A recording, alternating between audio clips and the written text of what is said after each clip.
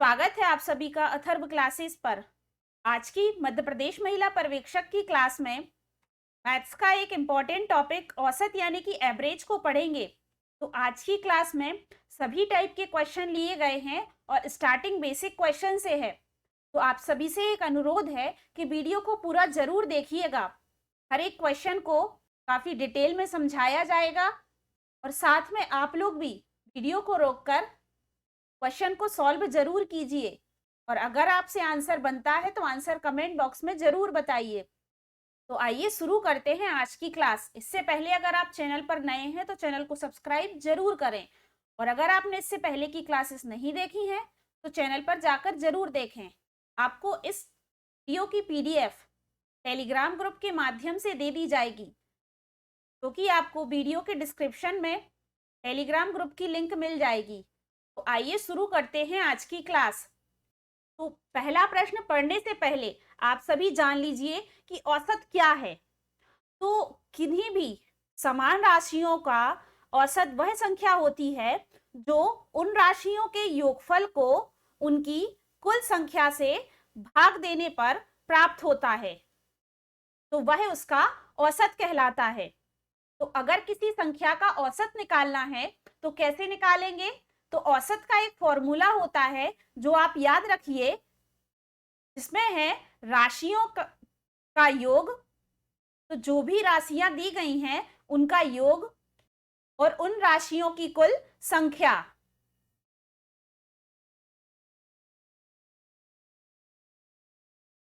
तो इस प्रकार औसत निकाला जाता है इस फॉर्मूले से। तो आइए अब पहला प्रश्न देखेंगे, जिसमें कहा गया है प्रथम 8 अभाज्य संख्याओं का औसत क्या है। ऑप्शन दिए गए हैं 4.5, 9.625, 7.8 या 6.8। तो प्रश्न में पूछा गया है अभाज्य संख्याओं का औसत। तो सबसे पहले आप जान लीजिए कि अभाज्य संख्याएं क्या होती हैं।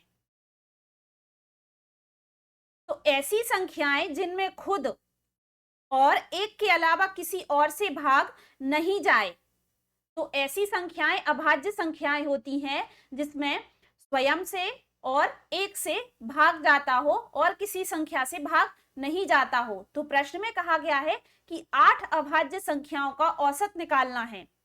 तो प्रथम 8 अभाज्य संख्याएं देखेंगे तो सबसे पहली है अभाज्य संख्या 2, तो जिसमें एक का और स्वयं का भाग जाता है। इसके बाद जो दूसरी अभाज्य संख्या है वह है 3। फिर अगर इसके बाद 4 देखेंगे तो 4 में स्वयं 4 से, 2 से और 1 से भाग जाता है। तो इस प्रकार 4 अभाज्य संख्या नहीं है। इसके बाद आएगी 5, 7, 11, 13, 14 और 19। तो इस प्रकार ये 8 अभाज्य संख्याएं हैं। तो अब इन 8 अभाज्य संख्याओं का औसत निकालेंगे। तो औसत कैसे निकालेंगे? इन राशियों का योग और राशियों की संख्या। तो 2 + 3 + 5 + 7 + 11 + 13 + 17 + 19 बटे में कितना आएगा? राशियों की संख्या कितनी है? 8। तो इन 8 अभाज्य संख्याओं का औसत निकालना है। तो अगर इन सभी को प्लस करेंगे कितना आएगा? 77 बटे 8।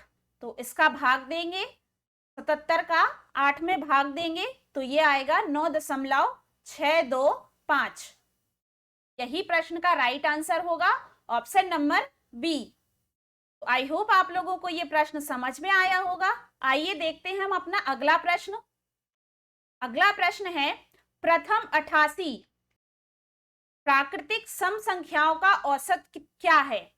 ऑप्शन दिए गए हैं 178, 89, 79, 88.5। तो प्रश्न में कहा गया है प्रथम 88 प्राकृतिक सम संख्याओं का औसत कितना होगा। तो याद रखिएगा, एक फॉर्मूला है कि प्रथम n सम संख्याओं का औसत होता है n + 1। तो कोई भी प्राकृतिक संख्याएं जो सम संख्याएं हैं उनका औसत n + 1 होता है। n यानी कि वह संख्याएं, तो प्रथम 88 संख्याएं n है और इसमें +1 कर देंगे, यह हो जाएगा 89। राइट आंसर होगा ऑप्शन नंबर बी। अगला प्रश्न है 5 के प्रथम 15 गुणजों का औसत क्या है? ऑप्शन है 45, 55, 22, 40। तो जैसे जैसे आप आगे बढ़ेंगे प्रश्नों का लेवल बढ़ता जाएगा, तो वीडियो को पूरा जरूर देखिएगा। ऐसा नहीं है कि आप लोगों को ये प्रश्न इजी लग रहे हैं तो इसी प्रकार कंटिन्यू चलेंगे, ये बढ़ते क्रम में रहेंगे। तो प्रथम प्रश्न में कहा गया है 5 के प्रथम 15 गुणजों का औसत क्या होगा? तो यहां पर भी एक फॉर्मूला याद रखिए, जो n गुणजों का औसत होता है वह होता है संख्या इंटू n+1 अपॉन में 2।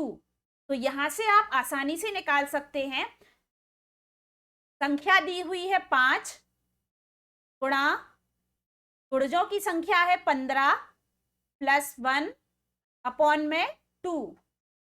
तो बस अब 5 गुणा में 15 + 1 16/2। तो ये 2 से 16 कट जाएंगी, तो ये हो जाएगा 8। 8 में 5 का गुणा कर देंगे तो ये हो जाएगा 40। तो इस प्रकार प्रश्न का राइट आंसर होगा ऑप्शन नंबर डी 40। तो यहां से अगर आपको फॉर्मूला याद नहीं करना है तो आप अपने हिसाब से ट्रिक भी लगा सकते हैं कि 15 गुणजों का औसत पूछा है तो 15 से एक संख्या बढ़ाकर 16 में 5 का गुणा करके 2 का भाग देना है।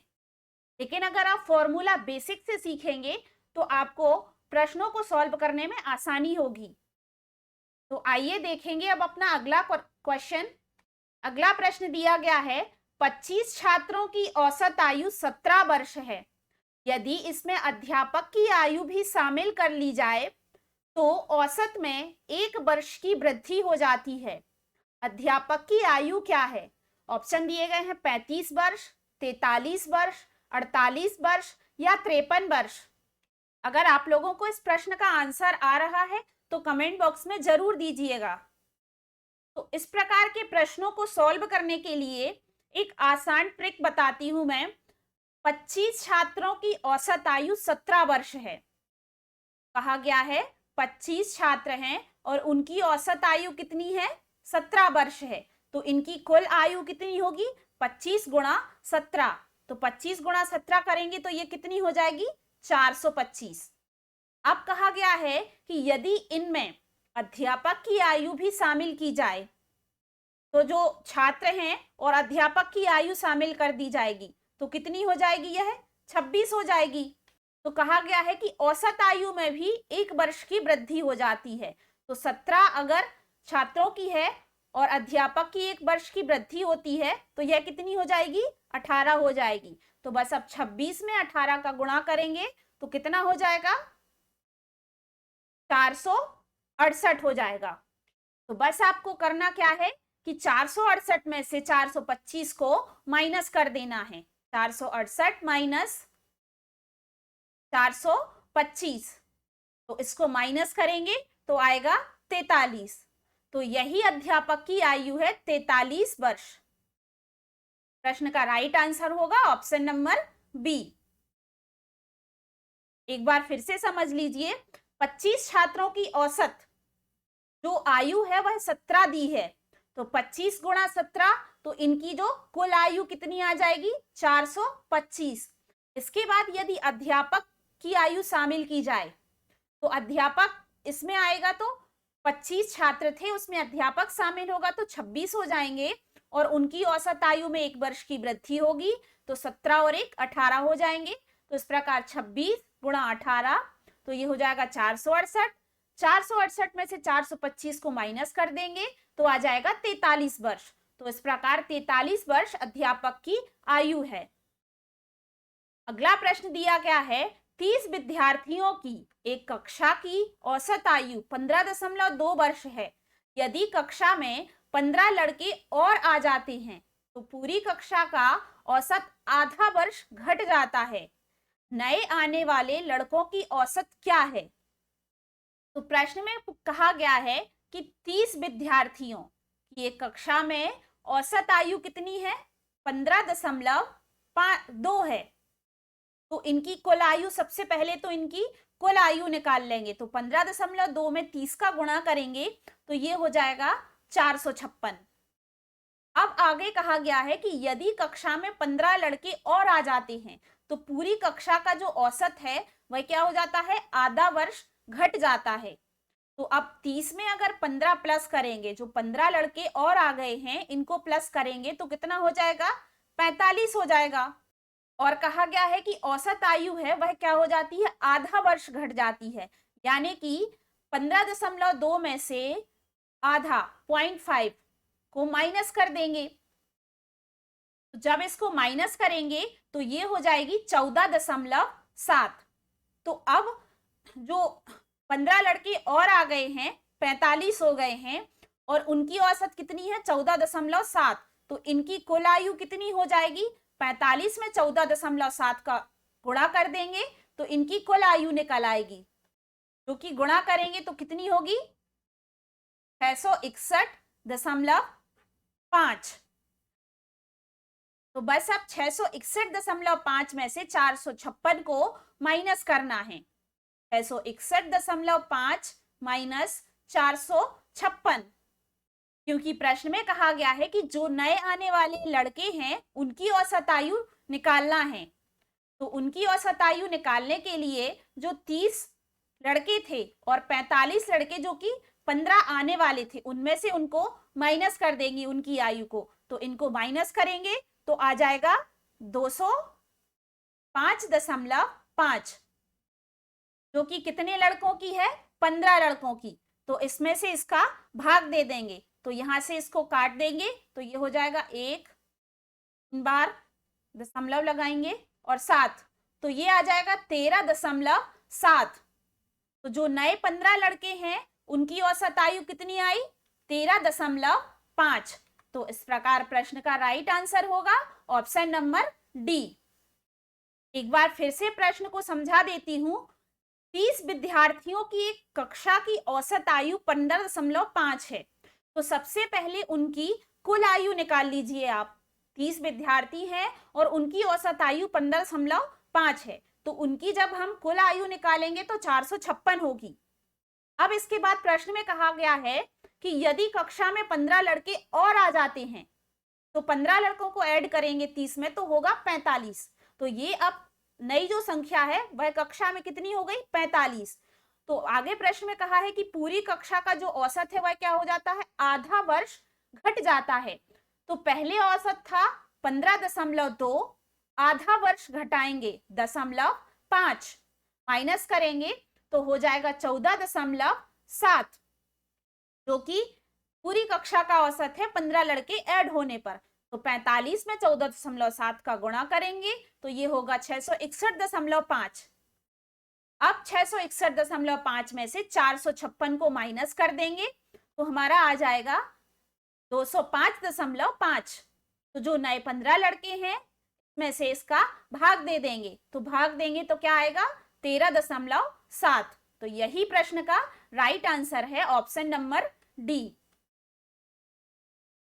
अगला प्रश्न दिया गया है, एक क्रिकेट खिलाड़ी की 10 पारियों के रनों का औसत 32 था। खिलाड़ी अगली पारी में कितने रन बनाए ताकि उनके रनों का औसत 4 अधिक हो जाए।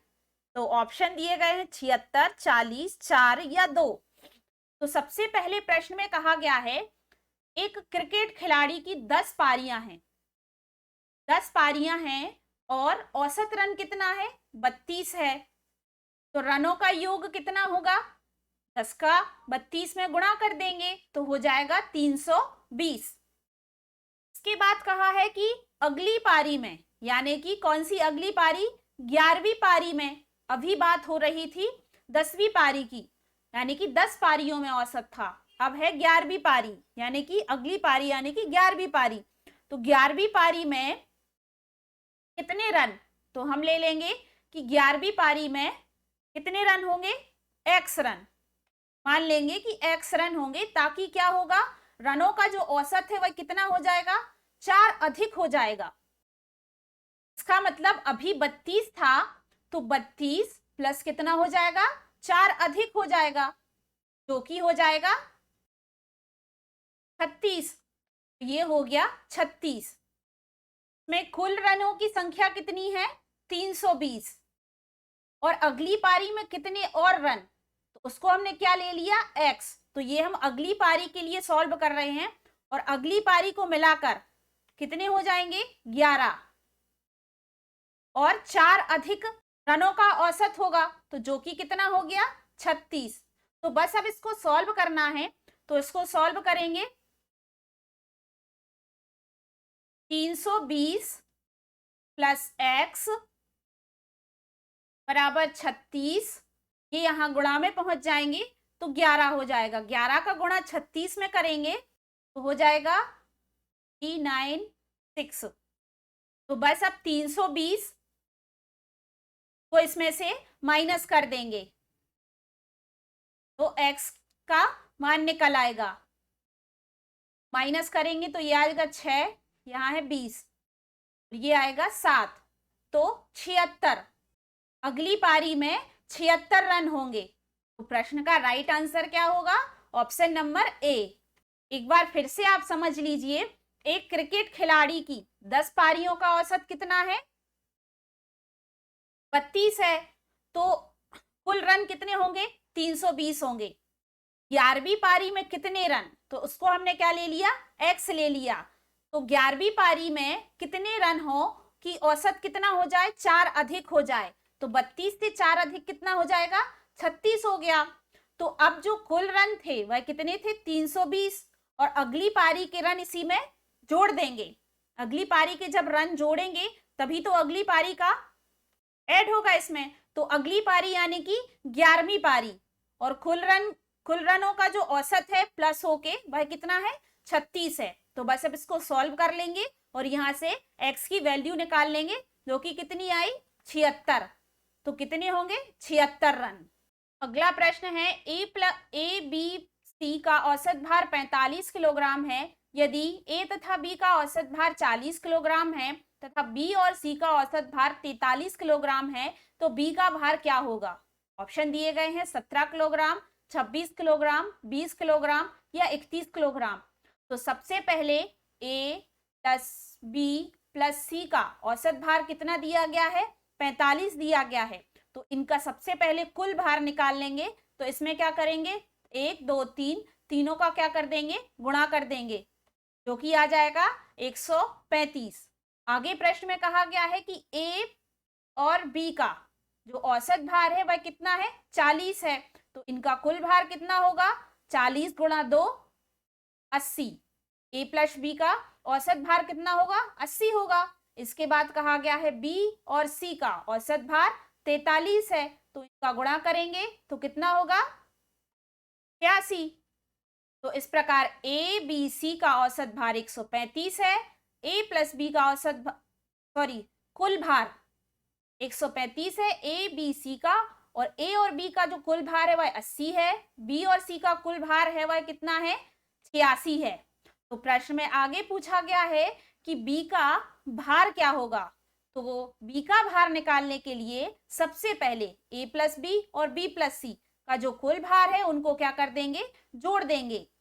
सबसे पहले क्या करेंगे, 80 प्लस 86 को जोड़ देंगे तो क्या आ जाएगा, 166। दोनों को प्लस करेंगे और a प्लस बी प्लस सी यानी कि ए बी सी का जो कुल भार है उसमें से क्या कर देंगे, माइनस कर देंगे। तो ए बी सी का कुल भार कितना है, 135। इसमें से इसको माइनस कर देंगे तो आ जाएगा 31।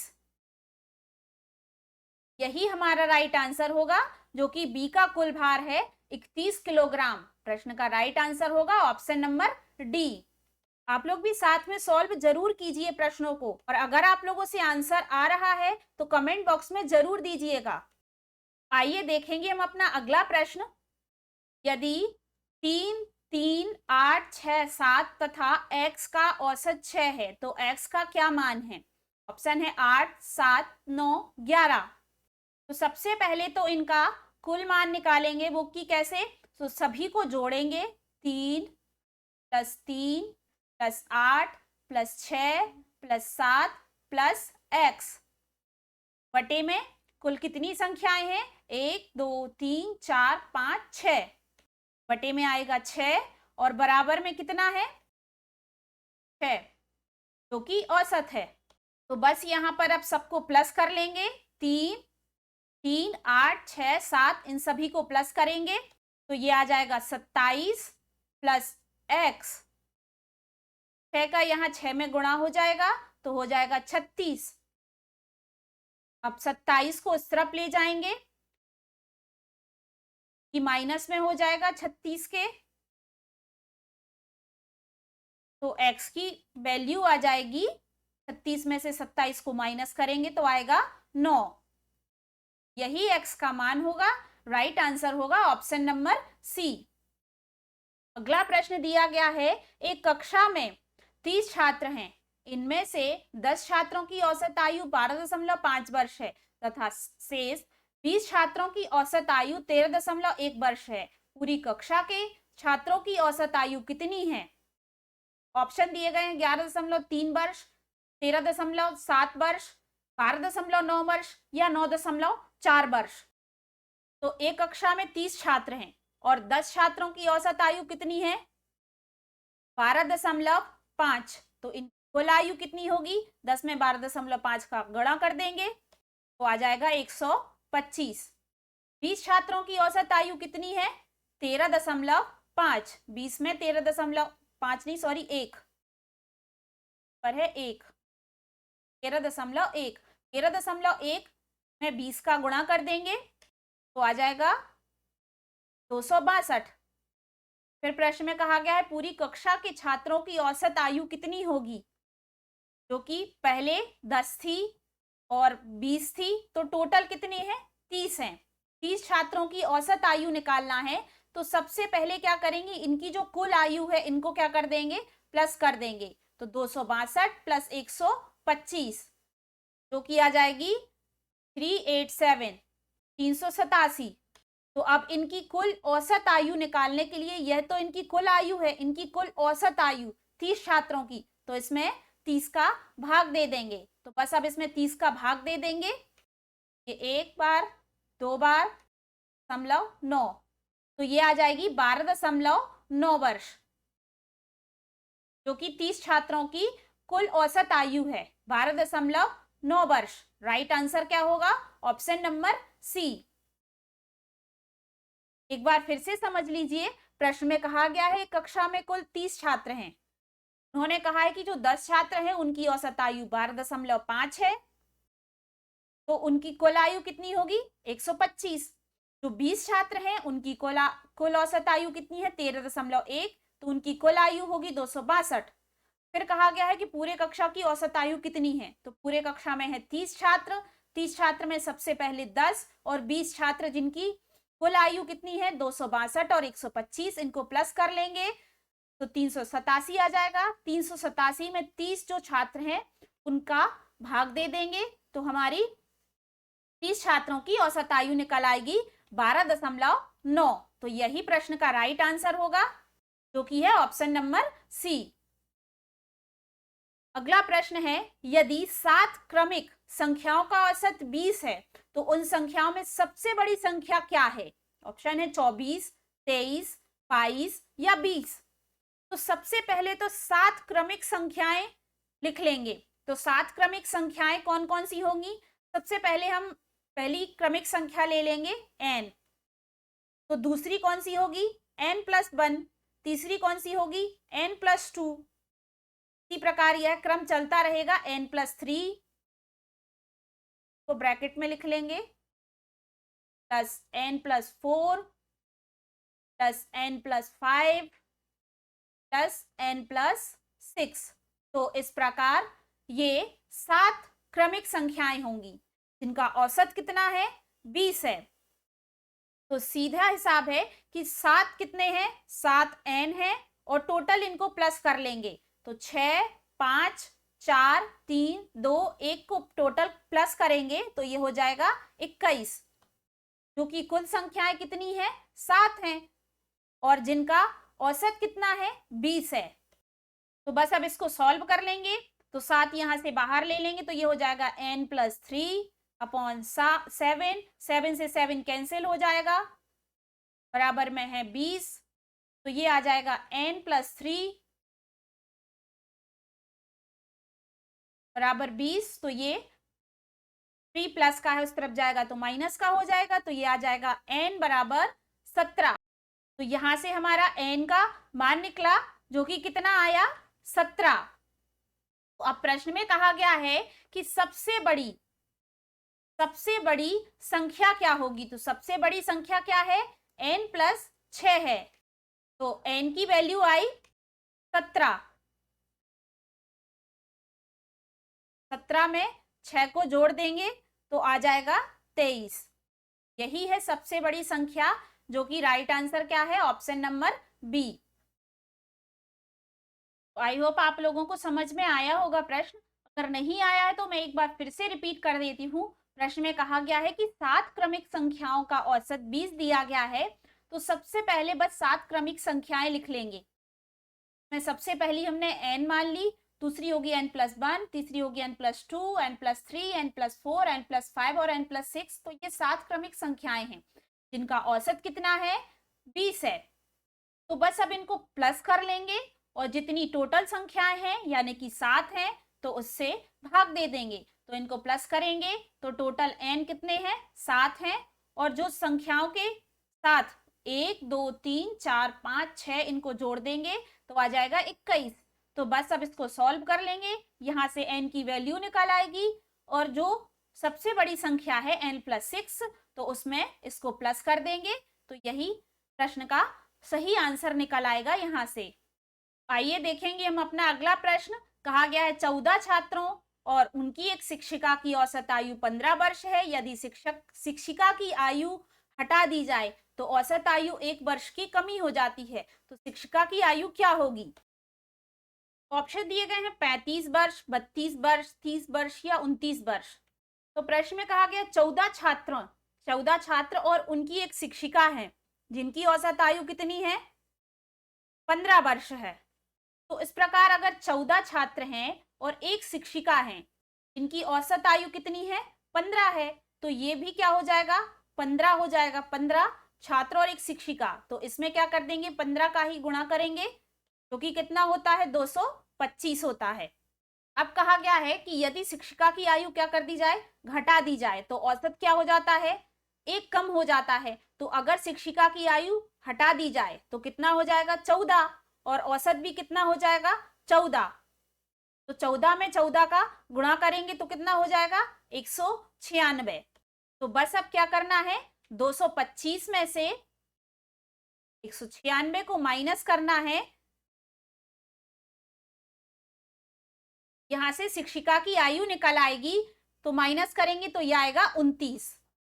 तो 29 वर्ष शिक्षिका की आयु होगी, जो कि प्रश्न का राइट आंसर क्या है, ऑप्शन नंबर डी। अगर आप प्रश्न को बहुत ध्यान से पढ़ेंगे तो आपको सॉल्व करने में आसानी होगी, क्योंकि एक एक शब्द में ही प्रश्न का सॉल्यूशन है।